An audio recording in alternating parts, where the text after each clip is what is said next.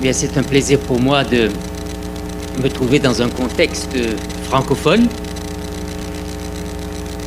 Je n'habite pas très loin d'ici, au-delà de la frontière. Et cela fait 30 ans que je parle l'anglais et que je prêche en anglais et que j'enseigne en anglais. C'est pourquoi c'est toujours un repos et un plaisir, un grand plaisir de pouvoir m'exprimer dans ma langue maternelle avec mon propre accent et ma propre culture. Il y a plusieurs années de cela, je me trouvais à Haïti. Il y a quelques années de cela, je me trouvais au Canada, ici. C'est la troisième fois que je viens au Canada, mais pas dans ce contexte particulier. Et c'est toujours pour moi un plaisir de découvrir de nouveaux visages qui me rappellent de la puissance de Dieu. À chaque nouveau visage, je retrouve l'étincelle de l'image de celui qui m'a créé. Et c'est précisément cela que nous célébrons ce jour, le jour du sabbat. Je voudrais vous inviter à une lecture d'un texte tout à fait particulier. Un texte que nous avons lu tout à l'heure, un texte que nous avons probablement lu plusieurs fois, mais un texte peut-être que nous n'avons pas toujours bien saisi. Comme tous les textes de la Bible d'ailleurs. Ce sont des textes que nous lisons, que nous entendons, que nous avons l'habitude d'entendre. Et cette habitude a un avantage. Elle a l'avantage de nous rappeler les choses, mais en même temps, elle a un inconvénient. Quand on répète toujours les mêmes choses, on ne les écoute plus. On ne les découvre plus. Et cette parole que je voudrais soumettre à votre réflexion ce matin est une parole qui avait été entendue pour la première fois par Adam et Ève. Savez-vous qu'il s'agit là de la première parole qu'Adam et Ève ont entendue?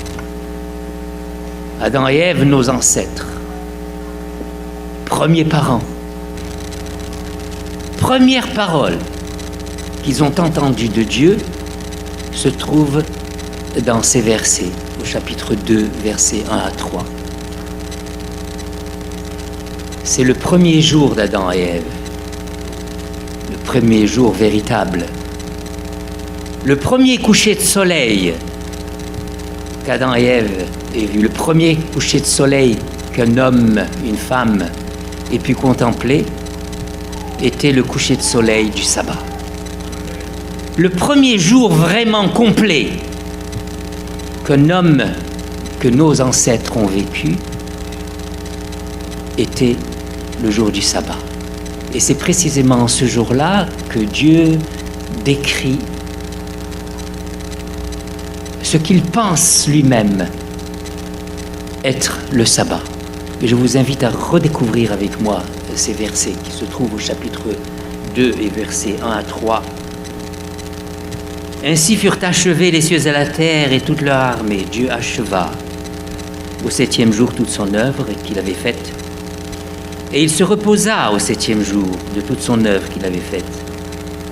Dieu bénit le 7e jour, il le sanctifia, parce qu'en ce jour, il se reposa de toute son œuvre qu'il avait créée en la faisant. Nous le savons très bien, nous le vivons chaque sabbat, à la suite de notre semaine de labeur, de soucis. Nous vivons un jour tout à fait particulier, différent des autres jours. N'est-il pas vrai? Et c'est cela qui constitue notre identité. À l'intérieur même de notre nom, se trouve 3 fois une partie de notre nom. 7e jour, 7e jour, 7e jour. 3 fois, le mot 7e jour est répété dans ce verset qui vient d'être lu.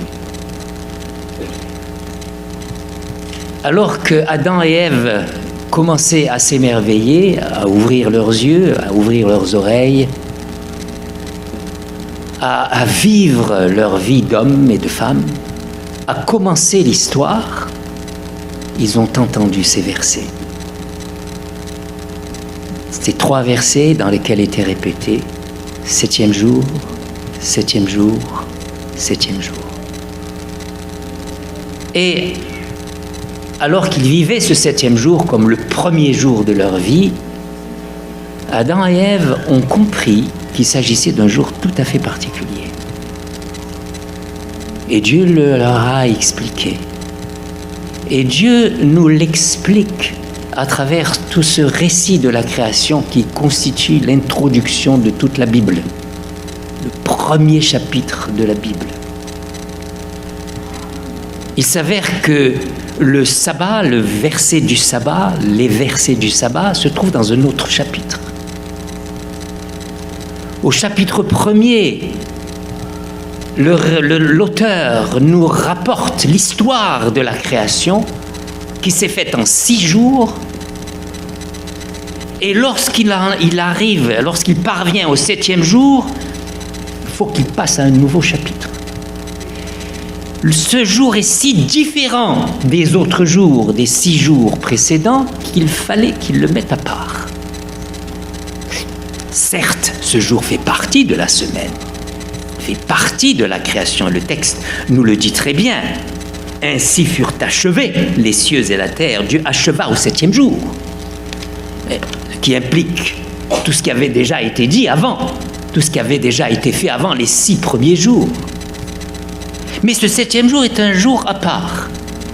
Quand on regarde, quand on lit l'histoire des 6 jours, des 6 jours de la création, on s'aperçoit que chaque jour a sa paire, chaque jour a son correspondant. Le premier jour a son correspondant au 3e jour, le 2e jour a son correspondant au 4e jour, et le 3e jour a son correspondant au 6e jour. Chaque jour a son correspondant dans la première semaine, sauf le sabbat, à part. Il n'a pas de correspondant, il n'a pas de parallèle. Il est différent. C'est le seul jour où l'expression « il y eut un soir, il y eut un matin » n'est pas mentionnée. À chaque jour, le texte, celui qui nous rapporte, ce texte qui nous rapporte l'histoire de la création, nous dit « il y eut un soir, il y eut un matin », ce fut le 1er jour. Il y eut un soir, il y eut un matin, ce fut le 2e jour. Il y eut un soir, il y eut un matin, ce fut le 3e jour, etc., jusqu'au 6e jour. Et tout à coup, au 7e jour, il n'y a pas « il y eut un soir, il y eut un matin ». Pour bien nous indiquer qu'il s'agit là d'un jour tout à fait particulier. C'est le premier jour de l'homme. C'est la première fois que l'homme est là. Avant, l'homme n'était pas là. Alors, pour bien marquer que les autres jours, c'est des jours réels, des jours qui ont le même rythme, on dit soir et matin, soir et matin, soir. Quand il s'agit de 7e jour, où enfin l'homme est là, où enfin le jour est historique, où enfin l'homme expérimente le coucher du soleil et le lever du soleil, où enfin l'homme vit dans sa chair, dans son histoire. Il y eut un soir, il y eut un matin, il est là. On n'a pas besoin de l'indiquer. C'est le premier jour historique vraiment. Les autres jours étaient historiques, mais il n'y avait pas d'hommes et de femmes à ce moment-là. Les autres jours étaient réels, vraiment, mais il n'y avait pas d'hommes et de femmes à ce moment-là. La première fois que vraiment il y a un homme et une femme, c'est le sabbat. C'est le jour le plus réel pour l'homme. C'est le jour le plus historique pour l'homme, dans ce sens. Un jour tout à fait particulier. Un jour à part. C'est le 7e jour. Et à travers ce jour, on entend dans les versets qui nous ont été proposés, l'œuvre de Dieu. Jusqu'à présent, dans les 6 jours on nous rapporte l'action de Dieu. Dieu qui crée les objets, qui crée les cieux et la terre, qui crée les animaux, qui crée l'eau, qui crée la rivière, qui crée les oiseaux. Mais lorsqu'il s'agit du 7e jour, on a l'impression que Dieu ne va pas créer, et pourtant on nous rapporte une œuvre de Dieu. On nous dit que Dieu acheva, que Dieu, si l'on lit les versets, les versets 1 à 3, il se reposa, il bénit, il sanctifia. Il acheva, il se reposa, il bénit, il sanctifia. 4 verbes qui ont pour Dieu comme sujet. Nous avons Dieu agissant encore, continuant à créer, continuant à agir, à faire quelque chose. Et il y a là 4 verbes qui nous indiquent ce qu'il fait. Et ce sont ces 4 verbes qui constituent les premières paroles que Adam et Ève aient jamais entendues de Dieu. Alors ça doit être des paroles très, très lourdes, très riches, lorsque Dieu parle, et qu'il parle pour la première fois, lorsqu'on entend pour la première fois sa parole. Cette parole doit être pleine d'un message profond, riche. Et je vous invite ce matin tout simplement à essayer d'explorer ces 4 paroles de Dieu. Et nous allons comprendre ce matin que ces 4 paroles sont tout à fait surprenantes. Elles vont nous surprendre. D'ailleurs, soit dit en passant, si vous lisez la parole de Dieu ou vous l'entendez et vous n'êtes pas surpris, cela signifie tout simplement que vous n'avez pas entendu la parole de Dieu. Si vous entendez la parole de Dieu et que vous avez l'impression de l'avoir déjà entendue et que c'est encore une rengaine, pas de surprise, cela signifie que Dieu ne vous a pas parlé. Parce que ce qui caractérise précisément la parole de Dieu, quand elle s'adresse à nous, c'est qu'elle nous surprend. Alors il faut vous attendre à être surpris, et il faut surtout ne pas être surpris d'être surpris, parce que c'est la parole de Dieu. Elle doit vous surprendre. Et nous avons affaire ici à ce que, dans notre langage humain, on peut appeler des paradoxes. Nous avons 4 paradoxes. Dieu parle pour la première fois à Adam et Ève, et il leur parle d'une manière paradoxale, en paradoxe. Qu'est-ce que cela signifie? Paradoxe signifie qu'on entend quelque chose et son contraire. On a l'impression qu'il y a une contradiction. Il y a quelque chose qui va nous surprendre, qui va nous étonner, qui va nous ébranler, qui va nous déranger un peu, qu'on peut ne pas comprendre. Parce qu'aussi c'est cela la parole de Dieu. C'est quelque chose qu'on comprend, mais c'est aussi quelque chose qu'on ne comprend pas. Et si vous comprenez tout de la parole de Dieu, cela signifie que ce n'est pas la parole de Dieu. Savez-vous que le prophète Daniel lui-même, alors qu'il venait recevoir la parole la plus importante, l'une des paroles les plus importantes du livre de Daniel, prophétie de Daniel 8, lorsqu'il a reçu cette prophétie, lui, le grand prophète Daniel, l'homme illuminé de Dieu, à la fin de cette prophétie, il dit « Je restais sans rien comprendre ». Et je dis toujours à mes étudiants, si vous ne comprenez pas, vous êtes en bonne compagnie. Et c'est le signe même, c'est le commencement même de la découverte de la parole de Dieu. reconnaître qu'on ne comprend pas. Et nous allons le voir, qu'il y a des choses qui vont nous surprendre là. Alors, premier paradoxe, première surprise. Dieu, le dit le texte, acheva. Et c'est tout à fait surprenant parce qu'on venait juste de nous dire que Dieu avait déjà tout fini. Au verset précédent, le dernier verset du chapitre 1er, il nous est dit au verset 31, je lis avec vous ce texte, Dieu vit que tout ce qu'il avait fait, nous avons le mot « tout » ici, qui est un mot clé dans le texte, répété plusieurs fois dans le livre, dans le chapitre 1er, peut-être une quinzaine de fois le mot « kol » en hébreu, tout, qui nous indique bien que lorsque Dieu fait quelque chose, il ne le fait pas à moitié. Tout. Lorsque Dieu fait quelque chose, il ne s'attend pas à ce que cela va évoluer. Tout est déjà fini. Et c'est ce qui vient de juste nous le dire au dernier verset du chapitre 1er. Dieu vit tout ce qu'il avait fait. Et voici, cela a été très bon. Jusqu'à présent, il avait dit, cela a été bon.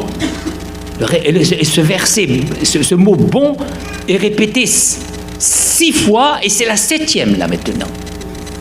Et lorsqu'il arrive à la 7e, alors que auparavant il avait dit « voici, tout cela était bon, tout cela était bon, et voici tout cela est bon, tout cela est bon, tout cela est bon », Dieu prenant du recul et appréciant ce qu'il avait fait, et lorsqu'il arrive à la fin, il ne se contente pas de dire « et voici cela était bon », il ajoute quelque chose très bon. Il y a une intensité pour bien marquer que c'est la fin. Il a déjà tout fini. Et le verset premier commence de cette manière. Ainsi furent achevés les cieux et la terre et toute leur armée. Tout est fini. On vient de l'apprendre. Dieu a terminé de créer. Et pourtant, là le paradoxe, là la surprise, là l'étonnement. On vient de nous dire, il vient de nous le répéter, et il vient de le qualifier. Tout est fini, c'est très bien. Professeur qui a donné une note à son travail. Très bien, on ne peut rien ajouter. Et tout d'un coup, on nous apprend, au verset 2, Dieu acheva au 7e jour. Alors on ne comprend plus rien. Il vient tout juste de nous dire qu'au 6e jour, il a déjà tout fini, que tout était très bien. Et voilà que nous nous trouvons au 7e jour et Dieu dit, Dieu acheva, il vient de nous dire, il a achevé. Non, Dieu acheva au 7e jour. Alors réfléchissons un peu ensemble. Il se contredit, il ne sait pas ce qu'il dit, il vient juste de nous dire qu'il est. Soyons bons étudiants. Un professeur qui vous dit « je viens de tout finir » et après qui vous dit « eh bien nous allons finir maintenant », on n'y comprend plus rien. Et c'est très bien ainsi. Parce que quand on ne comprend plus rien, on se pose des questions. Et quand on se pose des questions, c'est le moment où on commence à comprendre. Alors réfléchissons ensemble. Qu'est-ce que cela signifie? Que Dieu a tout fini et que pourtant, il finit au 7e jour. Cela nous donne ici toute une philosophie du travail. Pourtant que nous réfléchissions là-dessus, philosophie du travail au moment où nous nous reposons. Parce que quand on travaille, on ne réfléchit pas. C'est au moment où on s'arrête de travailler qu'on commence à réfléchir. Alors, qu'est-ce que cela veut dire, cela? Cela signifie que tant que nous n'avons pas le sabbat, première leçon que nous allons comprendre, que nous allons apprendre ensemble, et qui va nous faire comprendre quelque chose d'important sur le sabbat en rapport avec les autres jours, ce sabbat qui est différent des autres jours, mais qui pourtant a un rapport avec les autres jours, et c'est là la leçon que nous allons comprendre, c'est que notre travail, sans le sabbat, il n'est pas fini. Alors, réfléchissons encore à cela. Qu'est-ce que cela signifie le sabbat? Lorsqu'on pose la question des adventistes du 7e jour, si on fait un petit test, des formations professionnelles, on est toujours en train de faire des tests, tant que professeur. Si l'on fait un petit test, on s'adresse à des adventistes du 7e jour, qu'est-ce que le sabbat pour vous? Vous savez quelle est la réponse qu'on va obtenir généralement, la plupart du temps? C'est pas dimanche. Ce qui est vrai, bien entendu. Mais nous devons comprendre que c'est beaucoup plus que cela. Vous pensez bien que lorsque Dieu écrit, lorsque Dieu partage cette parole sur le sabbat, il pense à beaucoup plus que c'est pas dimanche. Il pense à c'est. Et il y a là une leçon très importante. C'est par rapport à la signification du sabbat. Le sabbat, c'est le moment où on se souvient que Dieu a tout fait pour nous. Que Dieu a fait le travail alors que nous n'étions pas là. Parfois, il m'arrive de faire un jeu en parlant du sabbat et je ne résisterai pas de le faire encore ce matin avec vous. Pourquoi Dieu a-t-il donné le sabbat à l'homme? Bien, selon les textes que nous avons reçus, c'est très simple. C'est parce que Adam et Ève avaient travaillé dur avec Dieu pendant toute la semaine que Dieu, dans sa générosité et dans sa justice, a dit, eh bien, on va leur récompenser. On va les récompenser. Ils ont travaillé dur pendant 1, 2, 3, 4, 5, 6 jours. Eh bien, on va leur donner un jour de repos. Et ils l'ont bien mérité. Et le vendredi soir, souvent, nous arrivons à ce moment-là et nous disons, enfin, du repos. Je l'ai bien mérité après ces 6 jours de travail dur. Nous avons bien mérité notre sabbat. N'est-il pas vrai? C'est la raison pour laquelle Dieu a donné le sabbat à l'homme, pour le féliciter, pour le récompenser de son travail dur. Sans Adam et Ève, Dieu n'aurait jamais pu finir les 6 jours. On en serait encore au 5e jour. Vous comprenez la leçon à travers ce sourire que je partage avec vous. C'est que Dieu a donné le sabbat à l'homme alors que il n'en avait pas besoin. Il ne le méritait pas. C'est une grâce. C'est une faveur. On ne l'a pas mérité. Il ne nous a pas donné cela pour nous récompenser. Il ne nous a même pas donné cela parce que nous en avons besoin. Il nous l'a donné comme cela gratuit. Cette grâce de Dieu, cette grâce qui nous apprend que Dieu a tout fait lui-même, alors que nous n'étions pas là. C'est la leçon que nous devons comprendre dès le départ pour que notre travail puisse être considéré comme fini. Le travail n'est pas fini sans la grâce de Dieu. Tant que nous n'avons pas compris que tout ce que nous faisons avec toute notre force, toute notre zèle, toute notre intelligence,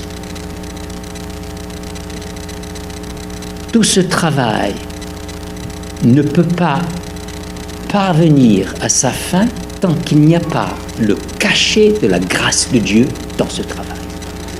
De la grâce de Dieu, de ce Dieu qui fait tout pour nous. Tant que nous n'avons pas fait ce travail avec l'assurance que Dieu va compléter, le travail n'est jamais terminé. C'est lui qui complète, c'est lui qui achève. Et cela, le premier paradoxe, la première leçon que nous apprenons, que nous recevons ici, et qui, en fait, nous dit tout simplement que Dieu travaille pour nous. Que le travail doit être fait avec le sentiment que l'essentiel est fait par Dieu lui-même. Et vous savez, et je ne sais pas si vous l'avez expérimenté, l'une des tentations de ceux qui gardent le sabbat, le 7e jour, c'est certes de s'arrêter de travailler, mais continuer encore à travailler parce que ce n'est pas entièrement fini. Alors on a dans sa tête quelque chose, on fait des plans, on se dit « Ah, j'aurais dû faire ça ». Et puis j'attends la fin du sabbat, je le terminerai. Il y a une histoire de cet homme qui était très fidèle, observer le sabbat, et le vendredi soir, coucher de soleil, s'arrêter immédiatement, et il se reposait. Mais voilà qu'un jour, alors qu'il se reposait et qu'il observait le commandement de Dieu, 4e commandement qui nous a été lu tout à l'heure, ses yeux se sont posés sur la clôture de son jardin. Et alors qu'il était en train de prier et qu'il était en train de louer Dieu pour le sabbat, il a vu du coin de l'œil que sa clôture n'était pas cachée, mais était cassée. Il devait faire quelque chose à propos de cette clôture du jardin. Il priait Dieu, merci pour le sabbat, merci pour le repos que tu me donnes. Et oui, mais la clôture est cassée. Mais je la réparerai après le sabbat. Je la réparerai après le sabbat. Quelque chose à faire. Et tout d'un coup, il a pris conscience. Alors qu'il faisait ce plan, alors qu'il venait de comprendre qu'il y avait un travail à faire et qu'il faisait déjà des plans pour continuer à ce travail, à l'intérieur même de cette prise de conscience, tout d'un coup, l'homme qui priait Dieu et qui le remerciait pour le sabbat a compris qu'il venait de le transgresser. Parce qu'il avait continué à faire le plan sur le sabbat et à dire je le ferai la semaine prochaine, je le ferai dimanche. Dès que le coucher du soleil viendra, on regarde l'heure d'ailleurs, je le ferai. Combien on se reconnaît, n'est-il pas vrai? Et alors cet homme a compris la leçon. Et il a décidé de faire une petite ironie à lui-même. Pour se rappeler de sa transgression et pour se rappeler du sens profond du sabbat, il a décidé, eh bien, je laisserai cette clôture toujours cassée pour me rappeler cette leçon. La clôture était parfaite autour de son jardin, des fleurs, le jardin était magnifique, mais chaque sabbat, alors qu'il regardait cette clôture, il se rappelait de sa transgression. Fini, c'est Dieu qui finit. Et combien de fois on fait des plans, on continue le travail qu'on n'a pas terminé. Salut par la foi. Le salut en se rappelant de la grâce de Dieu, que c'est lui qui fait le travail. Il n'y a rien de plus difficile que de penser que c'est Dieu qui fait le travail.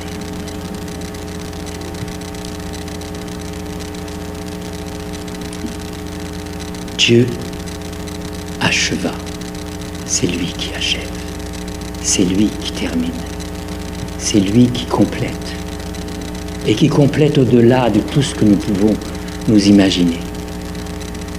Combien de fois, personnellement, j'ai pu faire cette expérience, alors que j'étais arc-bouté dans mon travail, pour pouvoir le finir, et que je peinais, et que je sacrifiais même des nuits par manque de foi, et que pour finir, plusieurs années après, pas nécessairement plusieurs années, peut-être quelques semaines après, peut-être quelques jours après, je me rendais compte que tout cet effort avait été inutile. Et que si seulement j'avais eu un peu de foi, eh bien, le travail aurait pu se faire tout seul. Pensez-vous que le travail puisse se faire tout seul?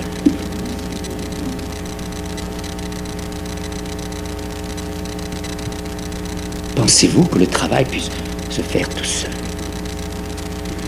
C'est l'une des leçons de ce texte. Dieu acheva. Et lorsqu'il dit acheva, il ne parle pas simplement d'une fin de quelque chose, il parle d'une fin de toute l'affaire, de tout le travail. Il compléta. Pas simplement, on va lui donner un petit point à la fin. C'est pas acheva, juste une petite griffe et puis c'est fini. Une petite signature.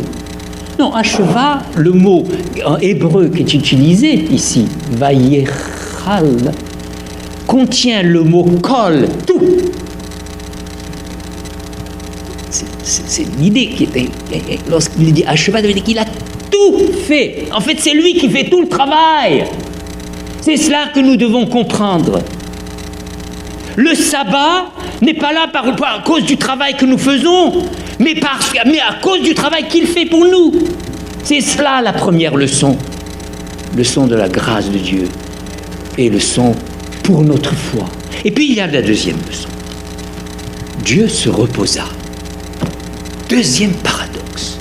Deuxième surprise. Dieu qui se repose. Mais enfin, est-ce que Dieu était fatigué? Il était épuisé, alors il avait besoin de faire la sieste pendant un petit moment, alors il s'est couché. Nous savons très bien, et les textes bibliques et notre expérience avec Dieu, nous le savons très bien que Dieu, si Dieu se reposait, mais imaginons un instant que Dieu s'arrête, que tout d'un coup, nous trouvions sans respirer. Le sang s'arrête dans les veines.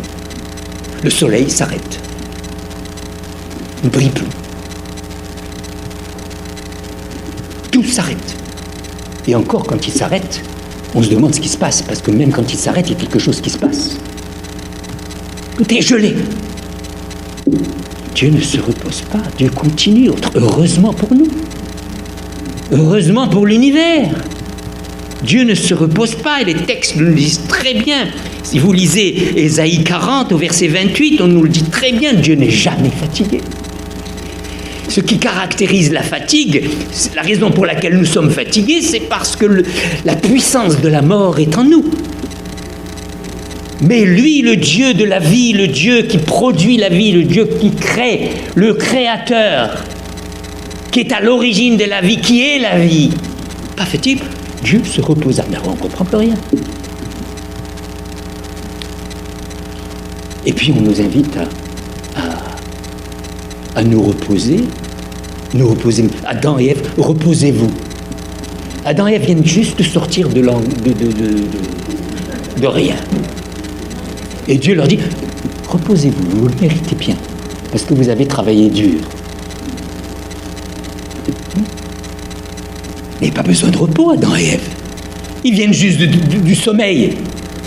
Adam venait juste d'avoir une bonne sieste, laquelle il avait eu un grand rêve. Et quand il s'est réveillé, il a vu quelque chose qui était au-delà de ses rêves. Vous vous souvenez? Mais c'est tout. Mais Adam et Ève sont frais. Reposez-vous, vous êtes épuisés. Là aussi encore un paradoxe, une contradiction, une surprise. Dieu se reposa, il n'a pas besoin de se reposer. Adam et Ève se reposent, mais enfin, ils n'ont pas besoin de se reposer. Qu'est-ce que cela signifie bien cela? Cette contradiction, ce paradoxe. Deuxième leçon que nous apprenons là. Deuxième surprise.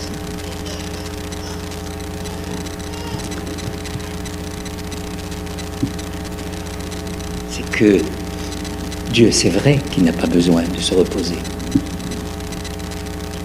Mais pour pouvoir rencontrer l'homme là où il est, pour pouvoir le retrouver là où il est, Dieu consent à entrer dans le repos de l'homme. Et il se repose avec lui. C'est la première incarnation de Dieu. Le Dieu de l'éternité qui tout d'un coup entre dans le temps et qui va marcher, entrer en relation avec celui qui est dans le temps, qui est limité dans le temps, qui vient juste d'être né et qui va mourir, qui est limité dans le temps. Et Dieu entre dans ce temps limité. Dieu s'incarne. C'est la première incarnation de Dieu. Il ne faut pas s'étonner que plus tard, Jésus, qui est précisément ce Dieu dont nous parlons, est l'incarnation de Dieu. Et à travers cette incarnation, Dieu parle à l'homme. Dieu, pour nous parler, est descendu jusque dans notre chair, il est devenu comme nous et il a pu nous parler. Et il a pu marcher avec nous. Et il a pu pleurer avec nous et rire avec nous. Et échanger des idées avec nous. Et il est mort pour nous. Son incarnation est allée jusque-là pour précisément rattraper l'homme, l'accrocher, mettre en relation avec lui. Et c'est pourquoi Jésus lui-même, lorsqu'il nous parle, dit « Venez à moi et vous aurez le sabbat. Je suis le sabbat. Jésus est le sabbat. Jésus est l'incarnation. Venez à moi et vous aurez le repos. Vous aurez le repos alors que vous êtes fatigué. Vous aurez le repos alors que vous ne le méritez pas. Vous aurez le repos, le vrai repos, à travers lequel vous vous trouverez, vous vous identifierez, vous vous épanouirez, vous vous découvrirez.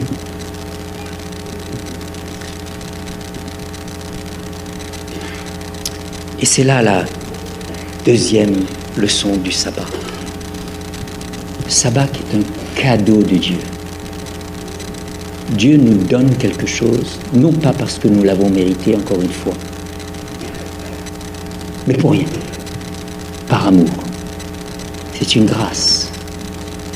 Et c'est la raison pour laquelle le sabbat, et c'est la deuxième leçon que nous devons comprendre là, ici, et apprendre, et une leçon que peut-être nous n'avons pas toujours bien comprise, c'est que le sabbat doit être compris comme un cadeau de Dieu, et non pas un cadeau de l'homme à Dieu, comme souvent on l'avait compris, on le comprend. Oh, vous savez, j'ai tout sacrifié, on entend souvent ce témoignage, pour Dieu. J'ai sacrifié, j'aurais pu avoir une situation magnifique, et à cause du sabbat, je suis un misérable. Regardez tout ce que j'ai pu donner à Dieu. J'ai sacrifié ma richesse pour Dieu. Le sabbat est un cadeau que je fais à Dieu. Mais attendez, on a renversé les choses là.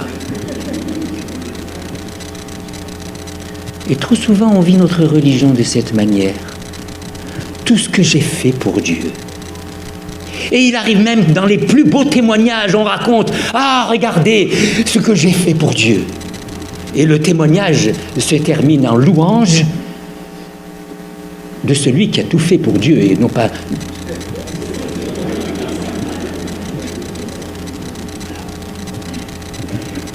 Cadeau pour Dieu. Et le paradoxe, un autre paradoxe, une ironie, une grave ironie, c'est que même le sabbat, qui est le signe, qui est le message que Dieu a tout donné, que Dieu nous donne ce cadeau, que le sabbat est un cadeau, c'est le message du cadeau de Dieu, eh bien, on l'a transformé, encore une fois, en un message de mon cadeau pour Dieu. Et combien de fois les sabbats sont vécus comme des cadeaux pour Dieu? Alors, quand on veut faire un cadeau pour Dieu, qu'est-ce qu'on fait? Eh bien, on se précipite, on devient très zélé, on veut faire un beau cadeau pour Dieu. Alors, le sabbat se termine dans une explosion d'activités saintes qui tue le sabbat. Et nous avons besoin de le comprendre, et nous ne l'avons pas toujours très bien compris. Il suffit de nous observer, garder le sabbat.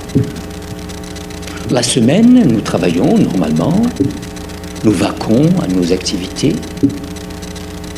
et tout à coup, le sabbat nous surprend.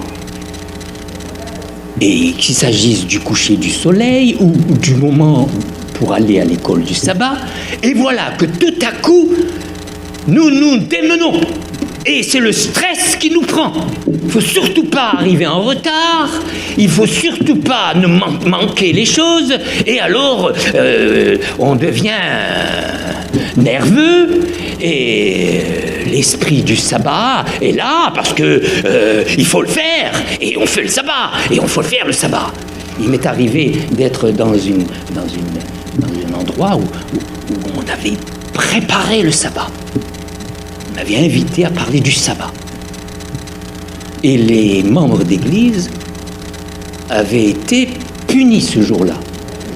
Parce qu'à 8 heures du matin, ils devaient être à l'église et ils n'avaient pas le droit de sortir jusqu'au coucher de soleil. Mais ils avaient fait le sabbat. Ils étaient convaincus qu'ils avaient fait le sabbat. Et à la fin du sabbat, ils étaient épuisés, mais ils avaient fait le sabbat. Sans parler de mes collègues pasteurs. Alors, la semaine, on travaille normalement, mais le sabbat, tout d'un coup, c'est l'histoire des... Quand Jésus a guéri cette femme. Lisons cette histoire. Savez-vous que la plupart des miracles de Jésus, c'était le sabbat qu'il les faisait. Et ce n'était pas pour montrer qu'il faut transgresser le sabbat, il faut être libre par rapport au sabbat, se libérer de la loi. Regardez comme moi je suis libre de la loi. Non. Et Jésus l'explique très bien. Et nous allons lire ce passage ensemble. Il se trouve dans Luc 13, chapitre 13 de l'évangile de Luc. Nous allons découvrir ensemble la philosophie de Jésus du sabbat, la théologie de Jésus sur le sabbat. Alors, nous lisons cela au chapitre 13 de Luc, au verset 11. Et voici, nous est-il dit là, il y avait là une femme possédée d'un esprit qui la rendait infirme depuis 18 ans. Elle était courbée et ne pouvait pas du tout se redresser. Alors, je ne sais pas si vous vous imaginez ce que cela signifie. Voilà une femme qui était devenue comme un animal. Une femme qui peut-être était belle, mais dont personne ne pouvait regarder ses traits. Une femme qui ne pouvait même pas vous regarder en face. Une femme qui ne pouvait regarder que la terre, comme un animal. Elle l'était à l'horizontale. Les yeux, son horizon, c'était la terre. Pendant 18 ans, nous dit Jésus. Et Jésus poursuit sa théologie du sabbat, et il nous dit précisément dans un verset plus loin, au verset 16, il nous dit là, et cette femme, qui n'est pas n'importe qui, c'est une fille d'Abraham, et que Satan tenait liée depuis 18 ans, ne fallait-il pas la délivrer de cette chaîne quand? Le jour du sabbat. Pourquoi? Parce que c'est le jour où tout à coup, on reçoit le cadeau de Dieu. C'est le jour où tout à coup, on devient humain. Là, cette femme qui était un animal pendant 18 ans, il fallait un sabbat pour que tout d'un coup, elle se dresse et que tout le monde puisse apprécier la beauté de son visage. Il fallait qu'elle se dresse à ce moment-là pour qu'enfin elle puisse regarder son mari en face s'il en avait un. Pour qu'enfin elle puisse regarder les uns et les autres et leur dire non quand il y avait abus. Comme c'est souvent le cas dans des situations de ce genre. Il fallait que ça soit un jour du sabbat. C'est le jour du sabbat où l'enfin on se redresse, où l'enfin on respire, où l'enfin on reçoit le cadeau de Dieu. Et que faisons-nous? Ce sabbat, on reçoit le cadeau de Dieu à la fin du sabbat. Pendant toute la semaine, on travaille normalement, et le sabbat, Et à la fin du sabbat, enfin on respire. J'exagère bien entendu un petit peu. Bien sûr, il faut bien le dire. Mais tout de même, à vos rires, je devine qu'il y a quelque chose de vrai dans ce que je dis. Nous avons besoin de revisiter notre sabbat. Savez-vous que nous sommes éduqués plus à donner qu'à recevoir? D'ailleurs, il est plus facile de donner que recevoir. Il suffit de regarder les boxeurs. Plus facile de donner que recevoir, alors que nous venons de comprendre que apprendre à recevoir, Dieu nous donne le cadeau du sabbat. Arrêtons-nous un instant. Merci mon Dieu pour ce cadeau que tu me donnes. Alors je vais en profiter. Je vais profiter de ce temps qui m'est donné. J'ai enfin le temps. Le temps. La chose que nous avons de moins en moins. Et souvent, encore moins le sabbat. Alors que c'est le jour où on doit comprendre. J'ai enfin le temps. Dans une tradition, une très vieille tradition, qui fait partie de mon héritage, il y a une loi. Toute la semaine, on marche normalement, on se précipite, on court. Le sabbat, il est interdit de se précipiter, il est interdit d'être pressé. Interdit d'être pressé. Mais vous vous rendez compte?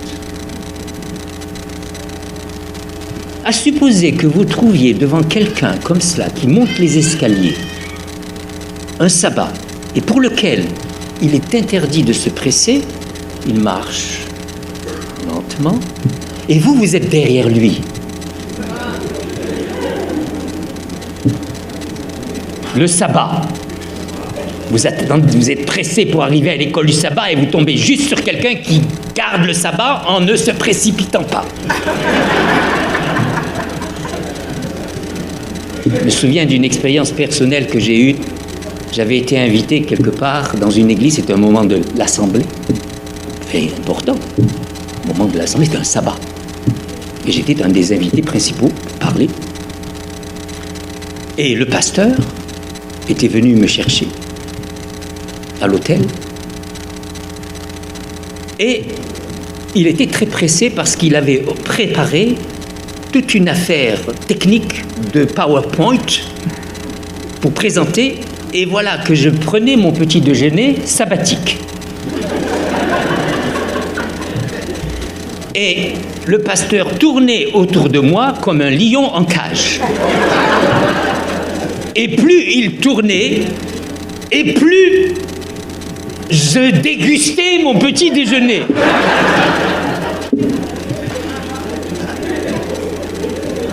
Encore une fois, j'exagérais un petit peu. Il avait très bien préparé son PowerPoint, si bien préparé que quand il est arrivé là, le PowerPoint ne marchait plus. Ceci pour nous dire combien... Relax, détends-toi, prends le temps. Prends le temps pour jouir du cadeau de Dieu. Prends le cadeau de Dieu. Vous savez que nous avons une tradition, j'espère ne pas vous choquer, je vous choquerai, je vous surprendrai et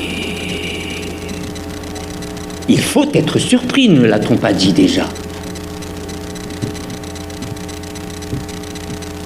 cette tradition qui consiste à jeûner le jour du sabbat. Allez, ça y est, je vous ai choqué. Le jour où je me prive de Dieu, je prive du repas. Parce que c'est le jour où je veux me mettre le mieux possible pour Dieu. Alors je ne mange pas. C'est une tradition qui va à l'encontre même du sens profond du sabbat. Parce que le sabbat, qu'est-ce que c'est? C'est le jour où on se rappelle du don de Dieu. C'est le jour où on le rappelle du cadeau que Dieu nous a fait. Entre autres choses, le cadeau que Dieu nous a fait, quel est ce cadeau que Dieu nous a fait? Savez-vous que le premier cadeau que Dieu a fait à l'homme, la première fois que le mot Nathan, le mot donner, est utilisé avec Dieu comme sujet et avec l'homme comme objet, savez-vous que la première fois que ce mot donner est utilisé en hébreu dans la Bible, Dieu donna la nourriture à l'homme. Alors le sabbat, c'est l'anniversaire du don de Dieu. Alors merci, je ne mange pas. Non, mais je sais que je vous choque. Parce que nous n'avons pas compris l'importance de la jouissance du cadeau de Dieu. Et parce que nous pensons que plus on se prive et plus on s'approche de Dieu. Une conception païenne. Non, Dieu nous dit, je te fais un cadeau. Ma mère était une excellente cuisinière, qui n'a qu'un seul rival, la femme qui l'a succédée dans ma vie. Elle préparait des repas et parfois nous étions pressés. Alors elle préparait le bon repas. Ah non, on n'a pas le temps. Et je voyais sur son visage combien elle était triste, combien elle était choquée, combien elle se sentait offensée. Eh bien, c'est un peu ce qu'on fait avec Dieu. Dieu nous fait un cadeau de la nourriture. Prends, j'ai mon cadeau pour toi. Ah non, man, aujourd'hui je suis saint. Je ne mange pas. On se refuse de jouir du cadeau de Dieu. On se refuse de recevoir le cadeau de Dieu. On se refuse d'être heureux du cadeau de Dieu. Et c'est aussi vrai, parce que j'ai vu des chrétiens, des très grands chrétiens, qui pour être de meilleurs chrétiens se privaient de tout. Nous avons le grand philosophe Pascal. Grand chrétien, profond. Vous lisez ses pensées, vraiment profondes pensées qui nous inspirent, qui sont inspirantes, qui sont inspirées peut-être même, une certaine inspiration. Eh bien, le philosophe Pascal, à la fin de sa vie, lorsqu'il était mort, on a remarqué qu'il avait une ceinture autour de sa taille, une ceinture faite de clous. À chaque fois qu'il avait une bonne chose, qu'il jouissait, oh, un bon fruit, c'est bon, ah, il n'avait pas la conscience tranquille, il fallait qu'il se serre. Là, se serrer la ceinture, c'est pas simplement se priver, là, parce qu'à chaque fois qu'il se serrait la ceinture, c'était le clou qui s'enfonçait dans sa chair. Et beaucoup de chrétiens sont ainsi. Quand on jouit du don de Dieu, on se sent coupable. Quand on jouit du cadeau de Dieu, ah non, non, ce qui compte, c'est mon cadeau pour Dieu. Caïn, la même chose, soit dit en passant. Oh, c'est le plus beau fruit que j'ai donné à Dieu. Non, Abel avait raison. Ce qui compte, c'est le cadeau de Dieu, à travers le sacrifice qu'il avait offert à Dieu. C'est la leçon d'Abel. Tandis que Caïn, la leçon de Caïn, ah, c'est tout ce que je donne pour Dieu. C'est ça qui compte. Non, la religion qui fait la religion de la Bible, c'est de nous apprendre que le cadeau de Dieu est autrement, infiniment, beaucoup plus important que mon cadeau pour lui. Et en fait, le meilleur cadeau que j'ai à faire à Dieu, c'est de recevoir son cadeau. Et cela, c'est la deuxième leçon. Nous en revenons à une autre leçon, ici. Et la troisième leçon. Et il nous dit là, après le fait qu'il finit, qu'il se reposa, il nous dit là, il bénit le jour du sabbat. Alors là non plus, on ne comprend plus rien. C'est encore un autre paradoxe. Il bénit le jour du sabbat. Parce que, comment est-ce qu'on peut bénir un jour? Si on regarde le mot bénir avant, c'est toujours lié à des êtres vivants, aux poissons, à l'homme, Dieu bénit. Et là, béni, un jour. Qu'est-ce que ça signifie? D'autre part, encore un autre paradoxe, tout à fait étonnant. À chaque fois qu'on emploie le mot bénir dans la Bible, le mot barach en hébreu, qui est utilisé ici, et ça se confirme dans ce contexte précisément, c'est toujours pour nous assurer qu'il y a une promesse de futur. Il y aura, nous allons devenir fructueux. Et Dieu bénit, et voilà, ils ont beaucoup d'enfants. La bénédiction dans la Bible est associée à la promesse d'une naissance qui va engendrer d'autres naissances, multitude de naissances, y compris votre naissance, notre naissance. Alors, lorsque Dieu dit « bénis le 7e jour », il nous dit « voilà, il y aura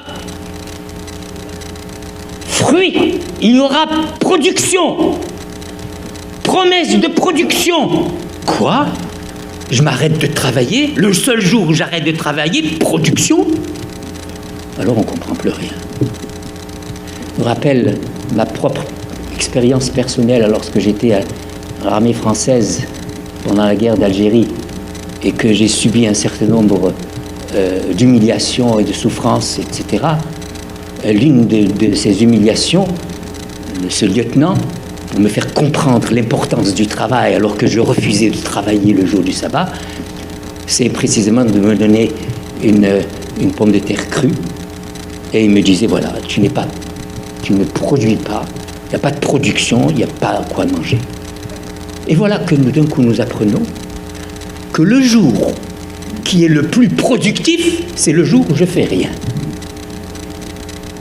Alors là, il y a un paradoxe complètement en travers contre toute l'éducation que nous avons reçue, que nous recevons, n'est-il pas vrai?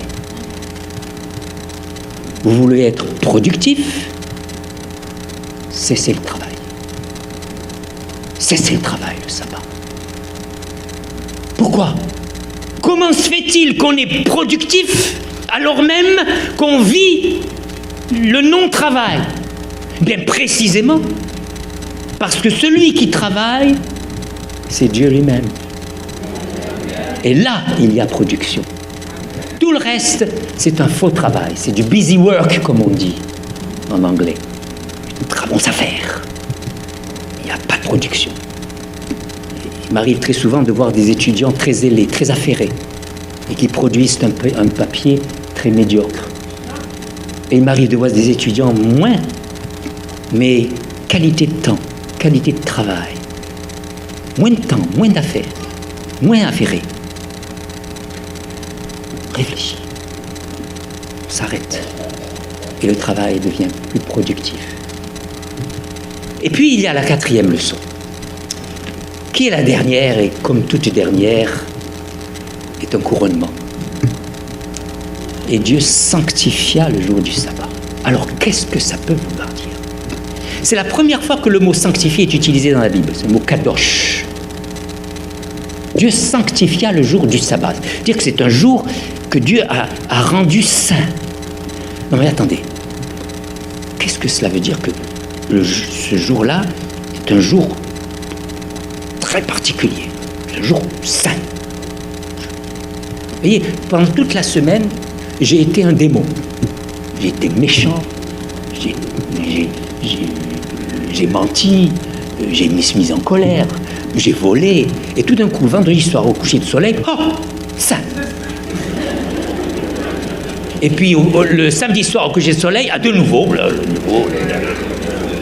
il y a une histoire qu'on raconte dans la tradition rabbinique d'un maître avec ses disciples et qui voulait leur faire comprendre la question de l'importance de la foi, l'importance de cette leçon que nous débattons. Et il leur a dit, voilà, il y a une rivière très particulière, magique. Elle se trouve au nord de la Palestine. C'est une rivière miraculeuse. Toute la semaine, la rivière coule avec ses petits poissons. Elle saute, elle tombe. Magnifique rivière. Et tout d'un coup, le vendredi soir, elle s'arrête de couler. Et le samedi soir, cette rivière, de nouveau le miracle se reproduit. Et le samedi soir, alors que pendant toutes les 24 heures, elle s'était arrêtée de couler, le samedi soir, de nouveau, elle reprend à couler. Vous vous rendez compte, pasteur, si vous aviez une rivière pas loin comme cela, vous n'auriez pas besoin de donner des études bibliques sur le sabbat. Il vous suffira tout simplement d'amener vos étudiants à cette rivière, vous leur montrez la rivière, ils sont convaincus du sabbat. C'est la preuve du sabbat. Ah, ce serait bien si on avait une rivière comme ça. Le malheur veut que, nous dise l'histoire, personne n'a jamais vu cette rivière. Elle n'existe pas. Parce que il n'y a rien de magique qui va se passer. Vous ne deviendrez pas saint le sabbat si toute la semaine vous n'avez pas été saint. Et vous ne deviendrez pas meilleur après le sabbat si pendant seulement ce meilleur ne dure que 24 heures. La sanctification du sabbat dépend de votre sanctification de toute votre vie. Mais il arrive très souvent que nous ayons des saints du sabbat. Nous n'avons pas adventistes du 7e jour. C'est pour cela que nous nous appelons ici. Nous sommes adventistes seulement le 7e jour. Et c'est cela la leçon que nous apprenons à l'instant. Sanctifier le sabbat, qu'est-ce que cela signifie? Ça signifie sanctifier vous. Parce que ce n'est pas le temps qui est sanctifié. Le temps est lié à l'homme dans la Bible. Lorsqu'on meurt, il n'y a plus de temps, point de vue biblique, point de vue de la pensée hébraïque. Le temps est lié à l'homme, il est lié à la personne. Il y a la personne humaine et la personne de Dieu. On est sanctifié que dans la mesure, le sabbat est sanctifié que dans la mesure où ma relation avec Dieu est là. Toute ma vie. C'est lui qui nous sanctifie. Dieu acheva. Dieu se reposa. Dieu bénit. Dieu sanctifia. Tout un programme, comme vous voyez, dans ces 4 mots. Savez-vous que le nombre 4, il y a un rythme dans le livre, dans la Bible, sur le nombre 4, de la même manière qu'il y a un rythme par rapport au nombre 7 qui revient très souvent dans le livre de la création, dans le récit de la création. Ici, on parle de 4, rythme de 4. Le nombre de 4 représente l'histoire humaine. Dans le livre du prophète Daniel, on parle des 4 royaumes plusieurs fois. 1, 2, 3, 4. C'est l'histoire humaine. Dieu nous a parlé dans un langage humain pour nous faire comprendre toute la richesse du sabbat, pour nous faire comprendre son cadeau qu'était le sabbat.